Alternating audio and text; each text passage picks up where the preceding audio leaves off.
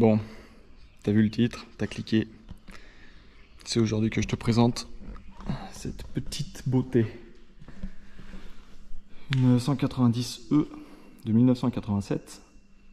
Un peu dégueulasse, mais on dira que c'est pour garder le côté rustique. Donc voilà, enfin. Donc si t'es nouveau sur la chaîne, il y a une 190 là, elle est d'origine. Et il y a une autre 190E ici, en cours de prépa, en cours de swap.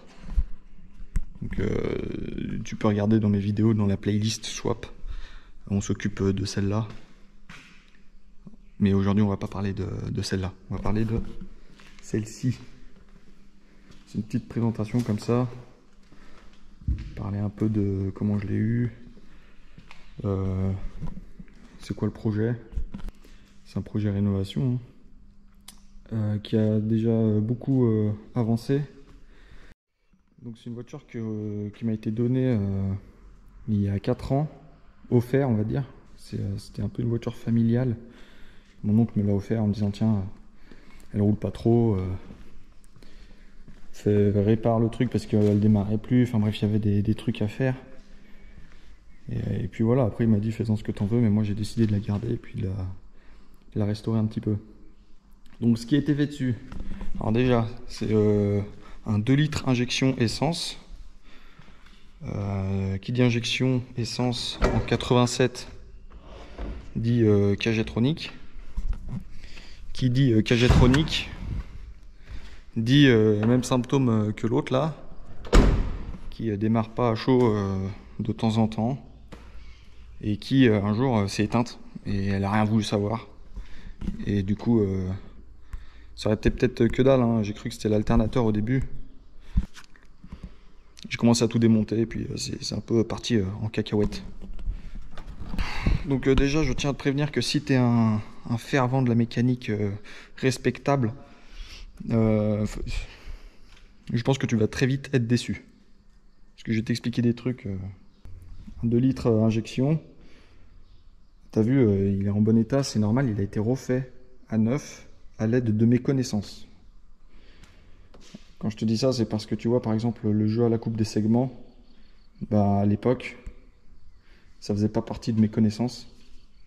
Donc voilà, moteur est neuf, on reviendra dessus parce que j'ai des trucs à te dire. L'étanchéité de la boîte c'est neuf, les amortos c'est neuf, les triangles c'est neuf. On peut voir que c'est un peu plus rabaissé qu'à l'origine.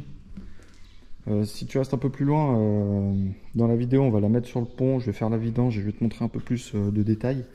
Ce qui concerne le moteur, je sais pas comment il tourne encore, parce que comme je t'ai dit j'ai pas gapé les segments. Tous les segments c'est de la marque Gotz, mais, parce qu'il y a des mais, le cylindre 1, quand j'ai refait le moteur j'ai commandé une référence de segment, c'était les bons, parce que je voulais pas commander les 4 si c'était pas la bonne ref. Et après j'ai commandé les 3 autres segments et c'était la bonne ref, mais c'était pas les bons segments. Ils étaient petits. Alors je sais pas où est-ce qu'il y a eu le souci, si c'est chez Autodoc ou Gotz, je sais pas. C'était tout bien emballé. C'était juste pas la bonne taille et ça se voyait à l'œil nu, genre. Du coup, bah, j'ai mis le jeu de chez Autodoc sans faire le jeu à la coupe, à l'aide de mes connaissances. Et les 3 autres, je les ai achetés chez un motoriste qui lui connaissait bien la marque et tout. Et j'ai pas fait le jeu à la coupe non plus. Comme ça, au moins, s'il y a une merde, voilà, au moins on est les pieds dedans. Autre chose, tu sais, quand tu refais un moteur, il y a forcément le premier démarrage. Ben là, ça s'est pas bien passé. Je vais t'expliquer. En gros, sur cette caisse, ce qui est bien, c'est qu'au tableau de bord, tu as une jauge de pression d'huile qui est juste là, tu vois. Premier démarrage, c'était ici même sur le pont. Je la démarre, j'étais content parce qu'elle a démarré pas trop mal en vrai. Elle tourne et tout, je viens là, machin, je regarde. Et puis tu sais, c'est des poussoirs hydrauliques là-dessus. C'est étonnant, hein, mais c'est des poussoirs hydrauliques. Et tu sais, ça claquait un peu. Je me dis putain, c'est bizarre. à l'aide de mes connaissances, je répète encore. Et en fait, quand je suis rentré, en fait, l'aiguille, elle était exactement comme elle est là, à 0. Donc dans ces cas-là, tu te dis, ouais, mais non, c'est tout neuf. C'est forcément la sonde. Tu verras tout à l'heure qu'on fera la vidange. La sonde, elle est sur le support du filtre à huile, juste là. J'ai tout testé. C'était pas la sonde. J'ai passé au moins 1 mois et demi dessus, à chercher, machin. Faut savoir que la pompe à huile, elle est, tu vois, tu as la pompe à eau là qui est vissée sur un carter. Et en fait, la pompe à huile, elle est dans le carter. Elle est prise avec la vis de la poulie dumper et tout. C'est tout un système. Je vais te montrer. Parce que j'ai le système de la pompe à huile que j'ai changé après. Je l'ai changé parce que je pensais que c'était un des symptômes de la non-pression d'huile. En gros, je t'explique, la pompe à huile. Dans le carter que tu as vu là-bas, là, il y a ça. Et dedans, il y a un autre engrenage et qui est pris. Alors ça, c'est un outil que j'ai créé. C'était quand je cherchais des solutions pour faire de la pression d'huile. Et en fait, ça là, c'est pris en sandwich avec la vis de la poulie dumper et le vilebrequin. Tu as le vilebrequin, poulie dumper, la vis, ça sert ça. Et ça là, les encoches, elles vont dans le truc au milieu qu'il n'y a pas ici, que j'ai perdu. Et en gros, ça tourne, ça tourne et ça fait la pression d'huile. Et en fait, pour démonter ça, j'ai la doc technique. Et pour démonter, ils disent qu'il faut enlever le moteur. Et comme je venais de le remettre, j'ai fait de la merde.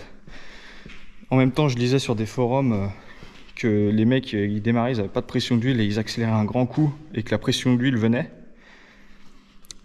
Et moi, il faut savoir que je suis très naïf.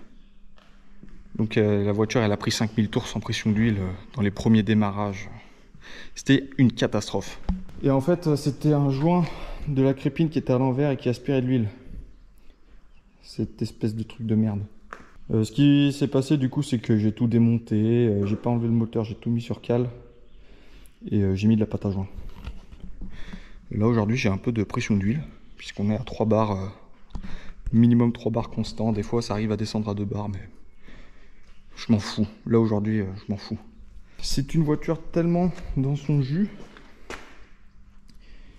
que même les pneus, ils sont vieux. Je vais te montrer. Si tu sais pas quand date un pneu, je vais te montrer. Là, tu vois, il y a marqué ici 3404. Ça veut dire 34e semaine de 2004.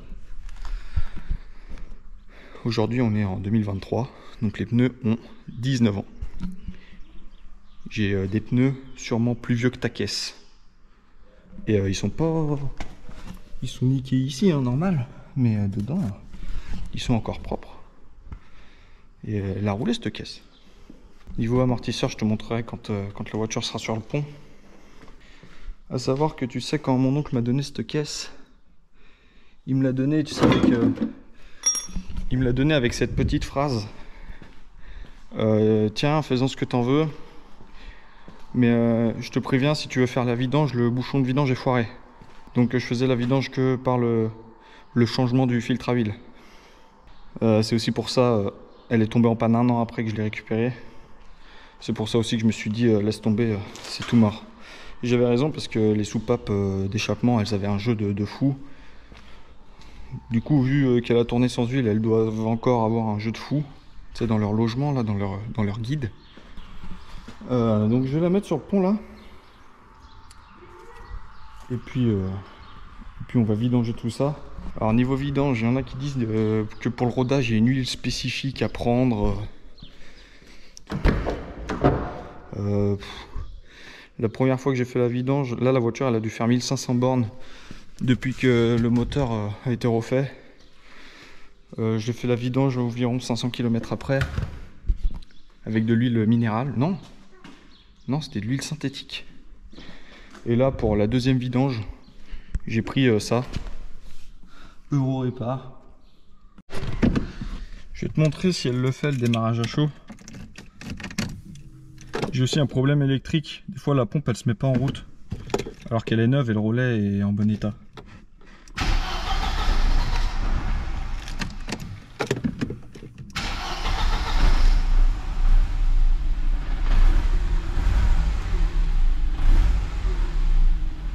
Ouais, la pression d'huile.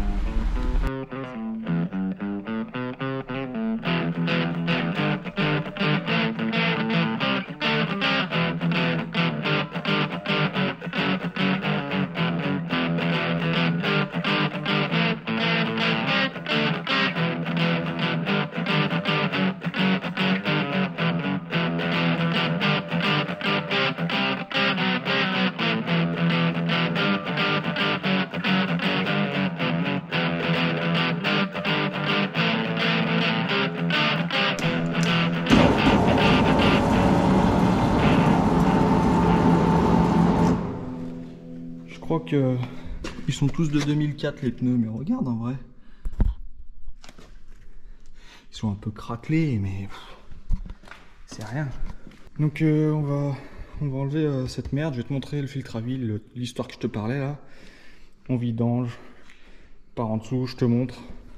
Alors les poussoirs, ah oui putain, longue histoire. Tu vois un poussoir normalement, pas celui-là. En fait c'est tous les mêmes. Si en fait j'ai l'impression qu'ils sont cassés, mais non. Un poussoir normalement t'appuies dessus. Cette partie elle doit faire, elle doit rentrer. Et là t'as vu, ça rentre pas du tout. Oh, je me suis pris une faciale de poussoir. Du coup comme ils étaient bloqués, il n'y avait pas le jeu qu'il fallait entre les soupapes et c'est pour ça que ça allait pas quoi, tu vois. Il y avait plus de jeu aux soupapes. Ah tu vois ça tourne, regarde. Mais tu vois, aucune... Normalement, ça fonctionne dans ce sens, mais là, il n'y a rien. C'était tout mort.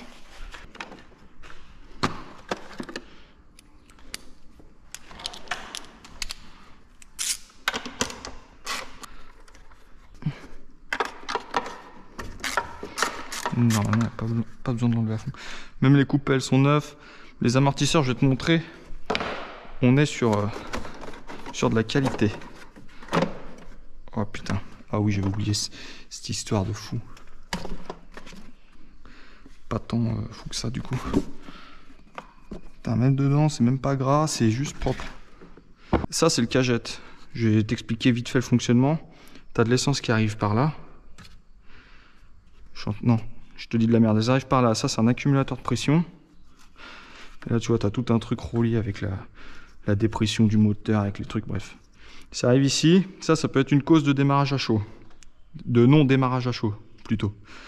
Ça arrive ici, et ici, en fait, ça distribue. Ça peut être une cause de non-démarrage à chaud comme à froid. Ça peut être une cause de non-démarrage à chaud comme à froid. Ça peut être une cause de non-démarrage à chaud et à froid aussi. Et en fait, là-dessous aussi, t'as un caoutchouc que j'ai changé, et il était tout percé, parce que ça, c'est le débitmètre. En gros, t'as de l'air qui rentre. Ça fait un appel d'air, ça se baisse. Et selon comment il s'est baissé, t'as une jauge de l'autre côté et qui dit que voilà, il y a tant d'air qui rentre. Et donc lui, après, il injecte l'essence en fonction. J'essaye de pas me tromper. Si je me trompe, tu peux me reprendre dans les commentaires. Mais c'est principalement ça. Ça, si ça déconne, c'est la merde. C'est super fiable, hein. Pas sur celle-là. Mais c'est super fiable en général et ouais, faut juste pas que ça déconne parce que sinon t'es baisé. Là t'as le filtre à huile et on va pas voir, merde. Là t'as juste, en fait ici t'as un truc de pression, un capteur de pression et j'ai fait tout un système avec la douille que t'as vu pour avec une bouteille qui aspirait et tout. Tout ça pour rien. Il s'en est passé des choses sur ce pont. Avec cette voiture. Putain. Bon, j'espère vraiment qu'il voit quelque chose. Allez, putain.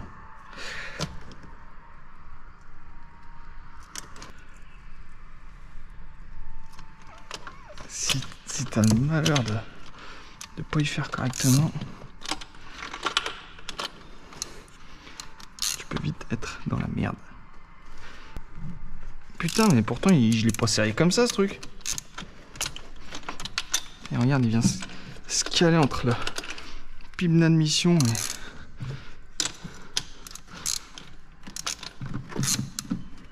Oh, putain. Voilà. Normalement, ça se serre à la main. Moi, j'y serre toujours à la main, mais bon.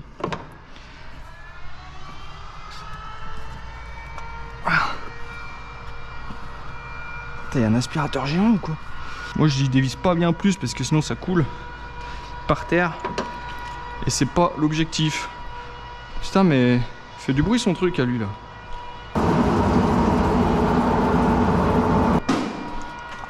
Oh. Ça c'est du Koni. Bref, je vais pas tout niquer. Bon alors nous voilà sous la bête. Je vais te prendre à la main. Je vais te prendre avec le flash de mon tel, sinon on va rien voir. Bon, tu remarqueras que c'est pas parfait l'étanchéité, je crois que ça pisse un peu l'eau là-haut. Les rosards courts, t'as vu, c'est tout neuf, le triangle il est tout neuf, la rotule est toute neuve, c'est tout neuf. La boîte, bon, elle pisse un peu aussi, mais je sais pas trop pourquoi. J'ai changé tous les joints. Ça, c'est un câble, tu sais, c'est le câble des kilomètres/heure qui fait marcher ton compteur. Et ça marche plus. La voiture a pas pris, elle a fait 20 bornes après le premier démarrage. Et après le câble il a cassé. Donc faut que je le change. Le récepteur est neuf. J'ai vu un mec sur un site là, il vendait ça pour du drift 3 cm plus long. Donc pour elle là ça pourrait être pas mal. Les bras arrière ils sont neufs. Il n'y a que celui-là là, qui est pas neuf, faut que je change.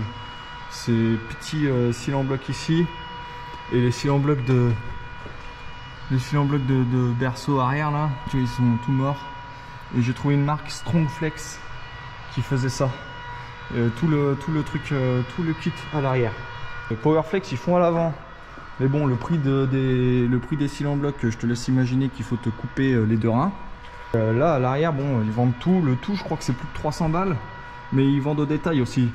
Je sais que pour les 4 cils en bloc des supports, j'en ai pour je crois 80 €. Si je dis pas de la merde. Il faut que je regarde pour ceux-là aussi parce que c'est pas important. Et pour celui côté fusée, histoire qu'on soit tout bien. J'ai ça aussi à changer, les flexibles. Je les ai là, mais on le fera pas parce que la purge c'est la merde. Tout seul, je veux dire. La pompe elle est neuve. Alors bon, par contre, ça j'avais enlevé parce que en fait des fois ça s'active pas et je voulais voir si c'était alimenté, mais en fait c'est pas alimenté, donc c'est pas ici le problème. Ça c'est ça aussi ça peut être une cause de non démarrage. C'est de la merde comme devant mais derrière. Alors si tu suis ma chaîne depuis peu, je t'ai peut-être pas encore expliqué, je sais plus si peut-être que je t'ai expliqué, je sais plus. Cette barre là, le V8 il posait dessus. En fait cette barre normalement elle est droite, tu vois. C'est celle-là. Elle est droite. Et putain, ça pisse aussi la DA, fait chier. Et bon, ça c'est de la dope, ça sert à rien, mais je l'ai en neuf, je sais pas où il est. Mais ouais, bref, c'est droit, voilà. C'est juste pour que tu puisses savoir. Voilà, tu vois, je suis un peu. Tu sais, je suis un peu toujours dans le stress de vidanger une bagnole qui vient d'être un peu rénovée, du moins en moteur. Parce que tu sais, tu sais jamais. Tu vois, la dernière fois que j'ai vidangé, j'avais un petit bout de métal, de rien du tout. Ce papier là, il me fait chier. Attends, parce que là, vu comment ça va partir. Tu sais, en plus, je suis habillé en touriste pour faire une vidange. Le mec, il a pas compris.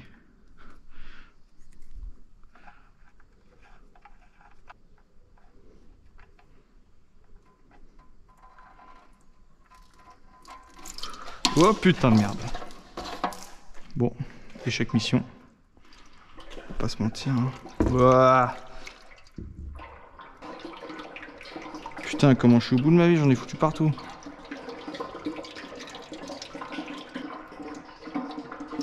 La première fois que j'ai vidangé la voiture quand je l'ai eu, et c'était, j'avais l'impression de vidanger un mazout. Lui, il était noir.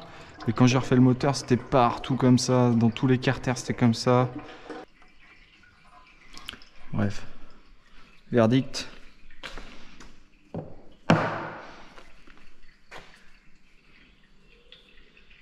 Il n'y a rien. Pas une limaille. Putain, tu sais que c'est étonnant. Hein. Putain, je l'ai foutu partout. Oh là là, j'ai pourri mon pantalon. Faudrait que je te parle d'elle un jour. Pas aujourd'hui. Oh, putain. Vas-y, mais fais des efforts, ouais. C'est pas compliqué. Là, je sais pas comment tu fais pour pas en foutre à côté. T'es obligé d'en foutre à côté, en fait. J'en ai foutu à côté, non? Putain. Bon, normalement, t'es censé... C'est censé couler, quoi, mais là, ça coule plus. Je vais regarder si c'est la bonne ref. De toute façon, si c'est pas la bonne ref, j'ai pas d'autre filtre à huile, donc... S'il se visse et qu'il plaque, pour moi, c'est bon. 451, 103, 105, impec. Oh, c'est dégueu. Toujours huiler le joint, très important. Et toujours serré à la main. Très important. Tu vois là comment j'en ai chié pour l'enlever, pour le dévisser. Et en fait, tu vois, là, tu vois l'huile qui arrive en pression. Bah, tu vas pas voir. Parce que je suis un trouduc qui a pas de lampe. Mais tu vois, là, tu vois en fait. Quand tu actionnais la pompe à vide avec la perceuse et l'embout que j'ai fabriqué, tu voyais l'huile qui montait quand il y en avait. Franchement, pour un moteur qui a vécu sans pression d'huile pendant au moins, je sais pas moi, combien de temps.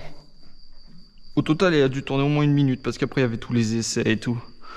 À chaque fois que tu démarres, tu vois que ça fait pas. Après tu regardes sur les forums, il y a un connard, il dit oh mais c'est normal, faut accélérer, c'est les vieilles bagnoles. Du coup, toi comme un connard, t'accélères, le truc il s'emballait parce que j'avais pas réparé le ressort là. Il s'emballait, un truc de fou. Putain, tout ça sans pression d'huile. Bah, aujourd'hui, il tourne encore et tout, franchement. Chapeau. La dernière fois, elle avait plus de batterie. Du coup, maintenant, je la débranche à chaque fois que je l'éteins. Parce que sinon... Tu vas te dire, hey, pourquoi tu regardes le niveau d'huile, il n'y en a pas? Oui, c'est un réflexe. C'est aussi le bouchon, là. Il y a une période, quand je roulais avec au début, que tout était réglé, j'avais un ancien bouchon. En fait, tu as un joint là-dedans. Le joint de l'ancien bouchon, il avait 30 ans, quoi. Il jointait plus, il faisait plus son taf. Et quand je roulais, en fait, je m'arrêtais, ça pissait, et j'arrivais pas à trouver d'où. Et en fait, l'huile, elle stagnait là, parce que tu sais, ça jointait pas, ça se mettait là, puis ça coulait ici, et ça coulait de partout. En fait, ça... Ouais, je sais, ça sert pas à grand chose.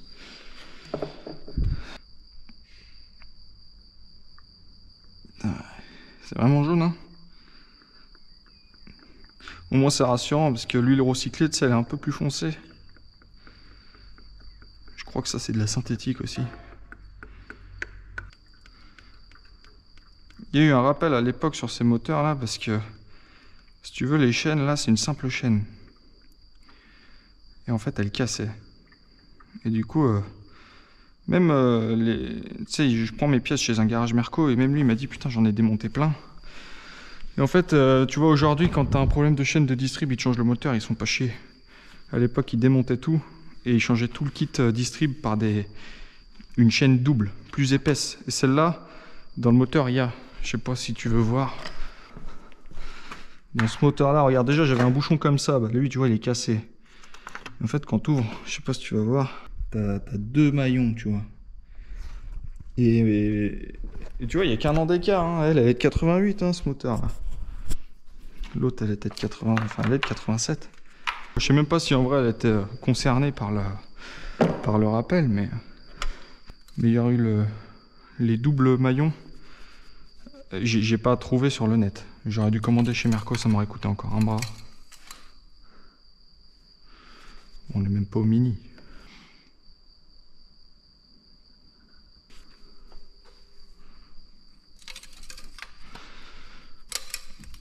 Faudrait que je change les bougies la prochaine fois. Ah non, on est là.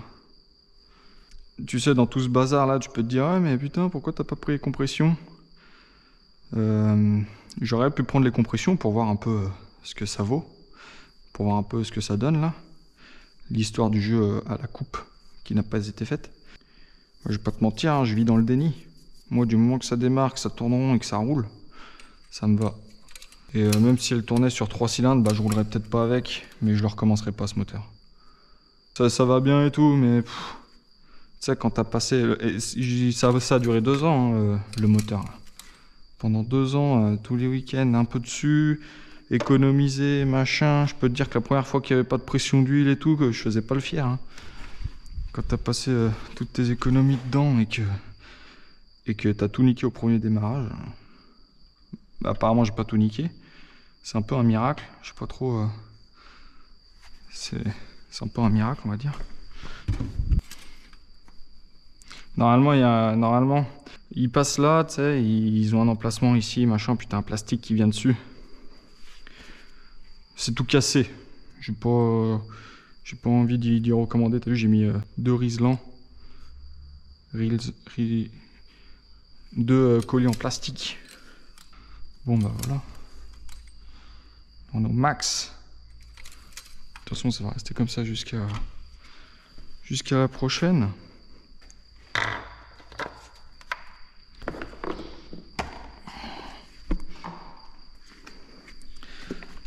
Putain, oui, il y a ça aussi. Ça c'est un truc qui me fait bien chier. Tac. Putain, j'ai pas galéré. Incroyable.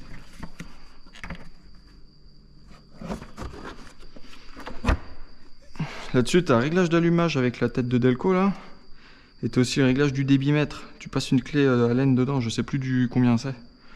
Parce qu'en fait, forcément, si le débitmètre il est pas taré comme il faut, ça marche pas correctement. Moi au début, elle broutait sa race.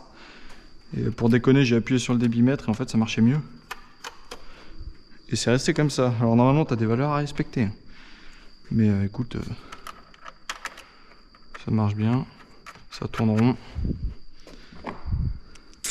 C'est le principal, on va dire. Tac, tac.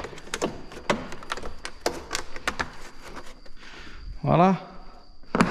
On va faire un premier démarrage, vérifier qu'il y ait bien de la pression d'huile. Si madame veut démarrer, bien sûr, parce que je sais qu'en ce moment, elle est un peu capricieuse.